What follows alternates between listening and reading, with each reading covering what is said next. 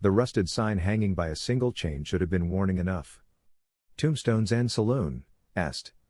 1878 it read, the paint so faded I could barely make out the letters in the dying desert light. But I was a paranormal investigator, and abandoned places were my bread and butter. I'd heard the stories, of course, every ghost hunter in the Southwest had. The tavern that never truly closed, where the dead still drank alongside the living, where men had vanished without a trace, leaving only empty bottles and the echo of gunshots that never seemed to fade. I should have turned around. God, I should have turned around. The wooden steps groaned under my boots as I approached the entrance, my equipment bag heavy on my shoulder. The door hung open, swaying slightly in the evening breeze despite the still air. That should have been my second warning.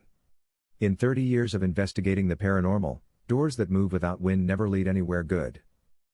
I pushed inside, and the temperature dropped 20 degrees instantly.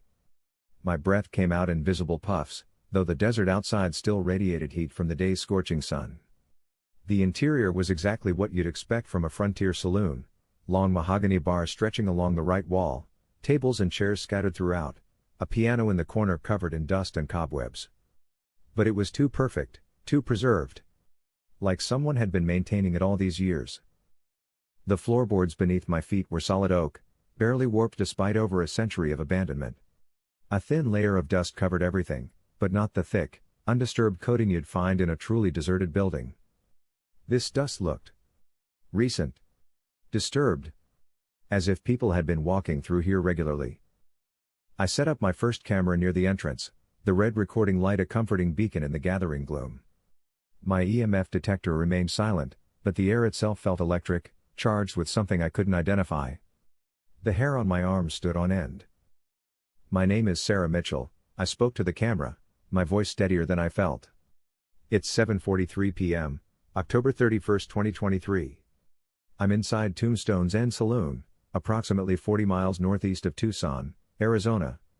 The structure has been abandoned since 1952, when the last owner, Benjamin Morrison, disappeared without a trace. As I spoke, I became aware of a sound, so faint I almost missed it. The gentle clink of glass against glass, like someone carefully setting down a whiskey bottle. I froze, straining to listen. The sound came again, this time from behind the bar. My flashlight beam swept across the mahogany surface, illuminating rows of bottles that gleamed as if they'd been polished yesterday. Whiskey, gin, brandy, all the spirits you'd expect in an Old West saloon. But these bottles were full.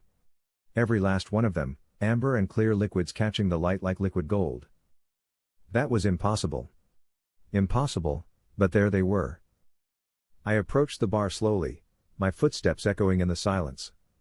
The bottles seemed to watch me as I moved, their contents shifting slightly as if stirred by an invisible hand.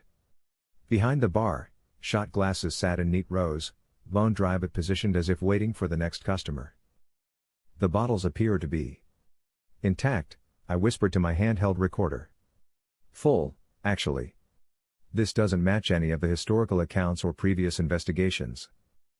A sound made me spin around, the unmistakable scrape of a chair being pulled across the floor. But when I turned, everything was exactly as I'd found it. Every chair tucked neatly under its table, every surface undisturbed. Except for one thing.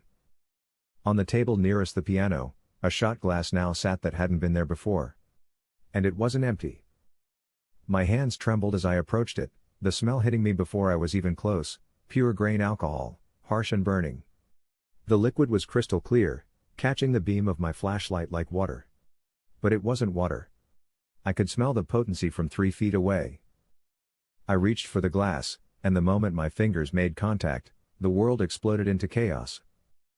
The piano in the corner roared to life, keys depressing by themselves in a wild, discordant melody that sounded like screaming set to music.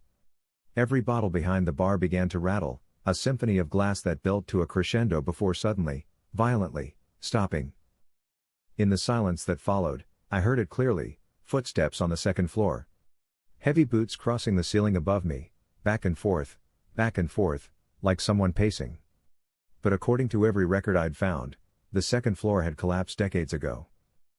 My EMF detector finally sprang to life, the needle jumping into the red zone and staying there. The temperature continued to plummet until I could see my breath in thick clouds. And through it all, those footsteps continued their methodical pacing overhead. I grabbed my camera and backed toward the staircase I'd somehow missed during my initial survey.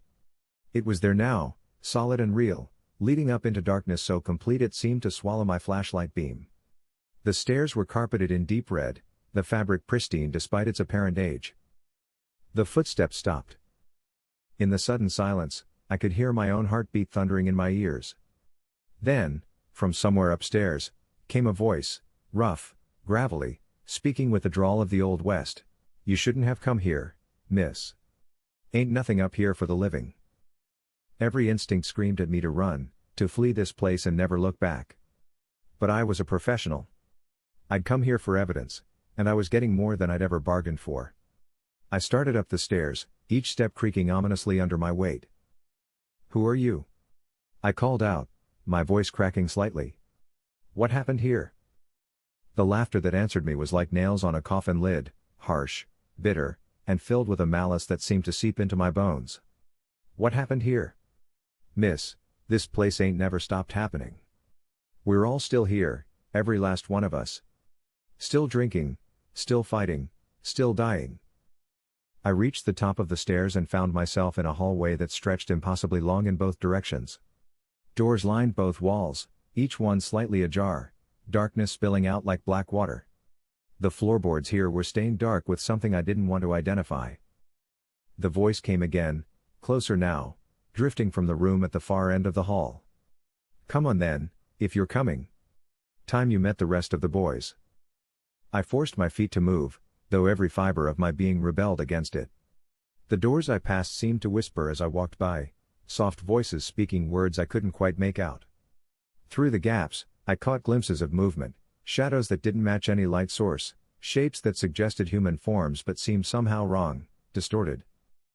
The room at the end of the hall was larger than it should have been, given the building's dimensions. A poker table sat in the center, surrounded by 5 chairs. 4 of them were occupied. The men sitting there looked solid, real, until you noticed the holes. Bullet wounds, knife slashes, rope burns around necks. They were playing cards with hands that dripped phantom blood onto the green felt, their eyes following me as I entered. Well," said the man facing me, his voice the same one I'd heard downstairs. Half his face was missing, blown away by what must have been a shotgun blast at close range. "Looks like we got ourselves a visitor, boys." The others chuckled, a sound like wind through a graveyard. One of them, a tall man in a black coat with a knife protruding from his chest, gestured to the empty chair. "Have a seat, darling. Game's just getting interesting." I couldn't move. Couldn't speak. Could barely breathe. These weren't spirits or echoes or electromagnetic anomalies. These were the dead, and they were as real as I was. Now, said the half-faced man, apparently their leader. "Don't be rude, miss. Name's Jeremiah Kane. Used to run this establishment, back when I was among the breathing. These here are my associates. We were having ourselves a disagreement when, well..." He gestured to his ruined face. "Things got a mite heated." "You're all dead," I whispered, the words scraping my throat raw. "Dead?" The man with the knife laughed, and blood bubbled from his lips. "Death's just another state of being, sweetie. And in this place, the boundary ain't so clear. We been waiting a long time for someone like you." "Someone like me?" "Someone who can see us proper. Most folks, they walk through here, they might feel a chill, hear a noise. But you see us clear as day, don't you? That's a rare gift, miss. And gifts like that, well, they got a price." The temperature in the room plummeted even further. Frost began forming on the windows, and my breath came out in great white clouds. The cards on the table started to move by themselves, shuffling into new configurations while the dead men watched with their ruined eyes. "The price," continued Jeremiah, "is that once you see us true, you can't never unsee us. We become part of you, just like you become part of us. And this place has a hunger for folks like you." I tried to back toward the door, but it had vanished. Where the doorway had been was now solid wall, papered in a pattern that seemed to writhe and shift when I wasn't looking directly at it. "Oh, you ain't leaving, miss." "Not yet. See, we've been trapped here for nigh on 70 years, playing the same hand, dying the same deaths, over and over. But you might be our ticket out." The man across from Jeremiah spoke for the first time, his voice a whisper through a throat that had been crushed. "Tell us, miss. You got family? Friends? People who care whether you come home tonight?" I thought of my sister, probably worried sick by now. Of my research partner who was expecting my report tomorrow.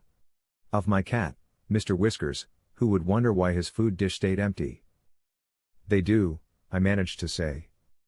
"Good," wheezed the strangled man. "Gives us something to work with. See, miss, we need someone to carry our story out of here. Someone to tell the world what really happened at Tombstone's end. And you're going to be our messenger." The room began to spin around me, the walls stretching and contracting like a living thing. The poker table grew larger, the chairs taller, until I felt like a child in a world of giants.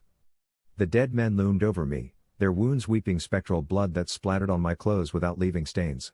"The story," Jeremiah continued, his voice echoing from everywhere at once, "starts with a poker game, just like this one. 5 men, each with something to prove. The stakes kept getting higher, the whiskey kept flowing, and eventually..." He spread his arms wide, encompassing his shattered face. "Well, you see how it ended." Images flashed through my mind, not my own memories, but theirs. I saw the poker game as it really happened. Jeremiah dealing from the bottom of the deck, the knife-wielding man catching him at it. Accusations flew, then fists, then steel. The strangled man trying to flee, only to be caught by a rope around his neck. Gunshots, screaming, blood pooling on the same floorboards I'd walked across downstairs. But the worst part wasn't the violence. It was what came next. As they lay dying, something in the saloon stirred. Something that had been sleeping in the walls, in the wood, in the very foundation of the place. It fed on their final moments, drinking their terror and pain like fine wine. And when they drew their last breaths, it wouldn't let them go. "The building," I gasped, understanding flooding through me. "It's alive." "Clever girl," Jeremiah grinned, his ruined face splitting wider than should have been possible. "Took us years to figure that out. This place, it was built on bad ground. Indian burial site, they say, though who knows if that's true. What matters is, something dark lives here. Something that collects souls like a man collects coins." The walls around us began to pulse with a heartbeat that wasn't human, too slow, too deep, too alien.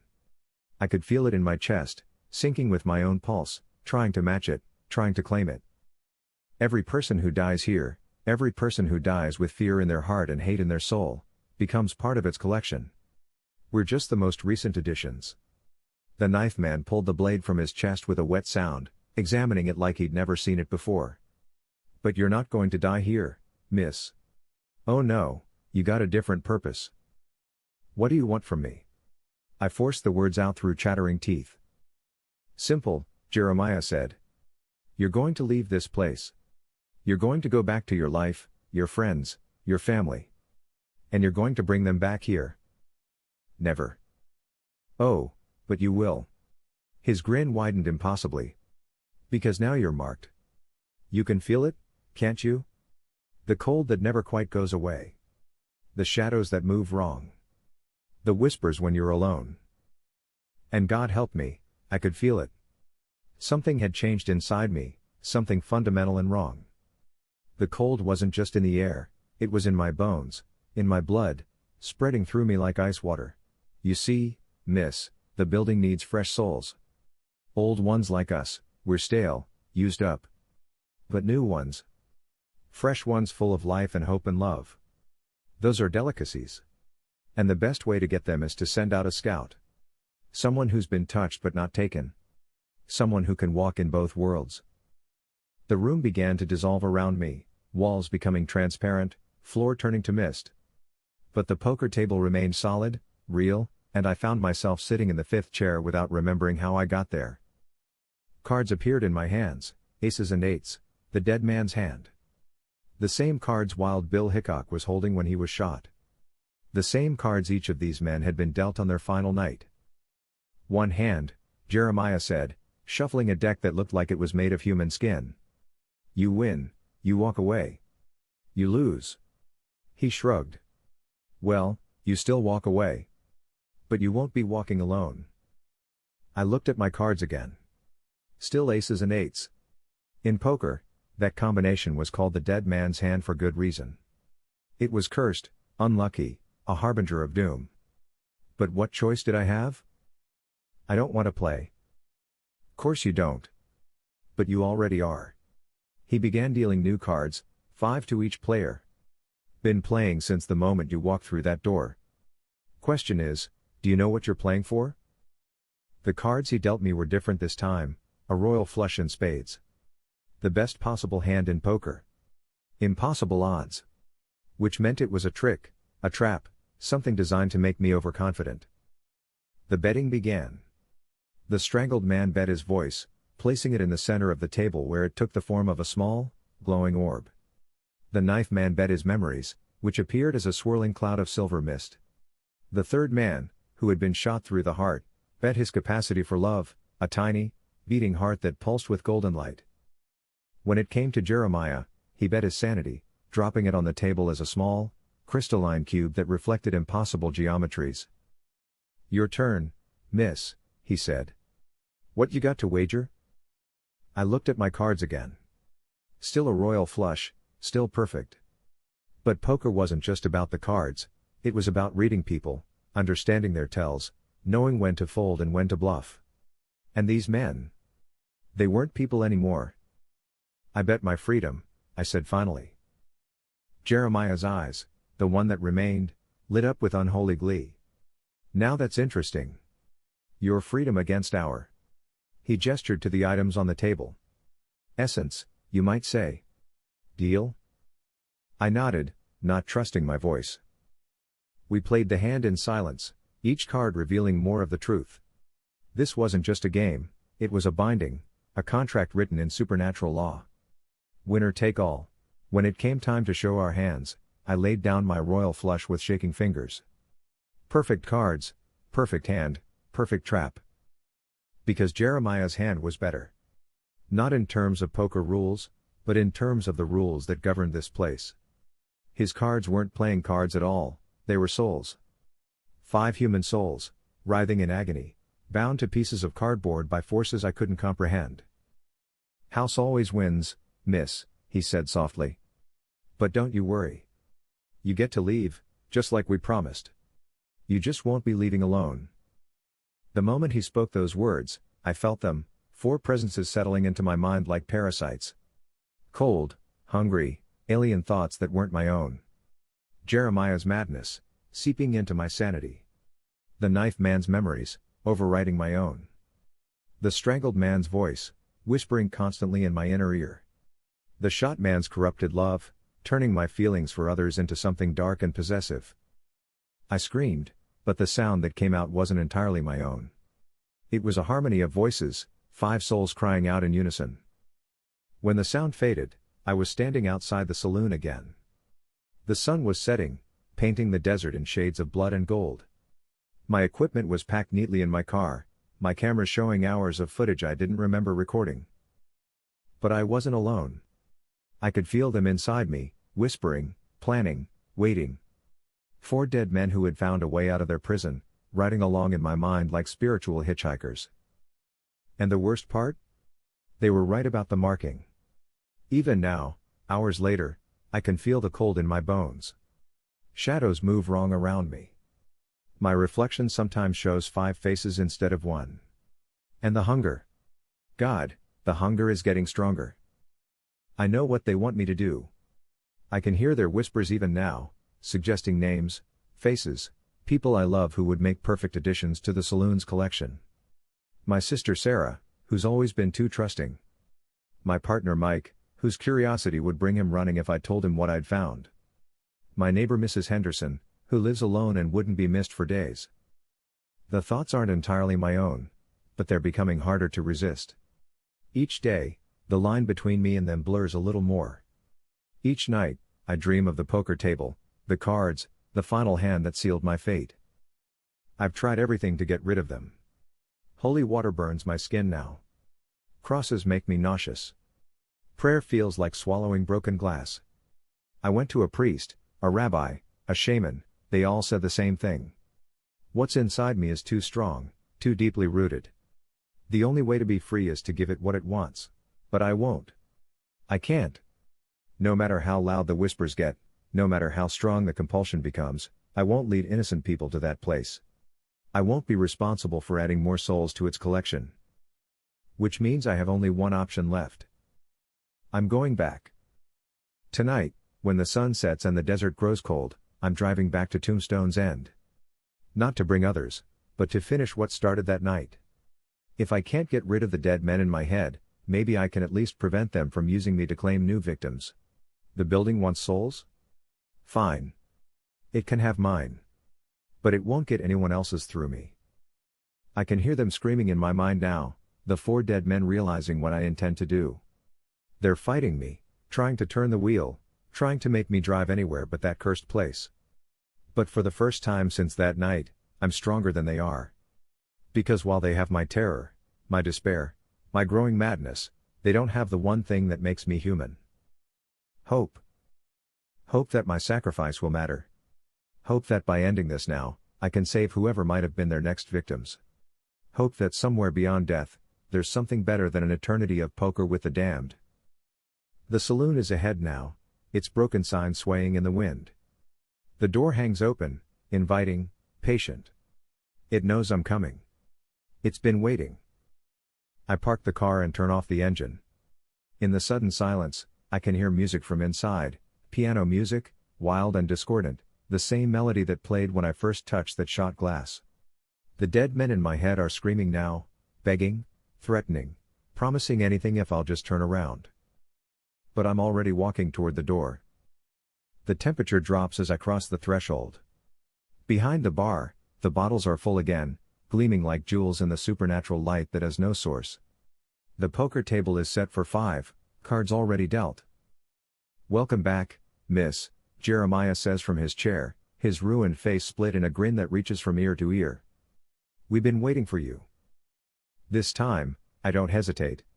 I walk to the table and sit down, picking up my cards with steady hands. The dead man's hand again, aces and eights. But now I understand what that really means. It means the game is finally over. I look Jeremiah in his remaining eye and smile. Deal me in.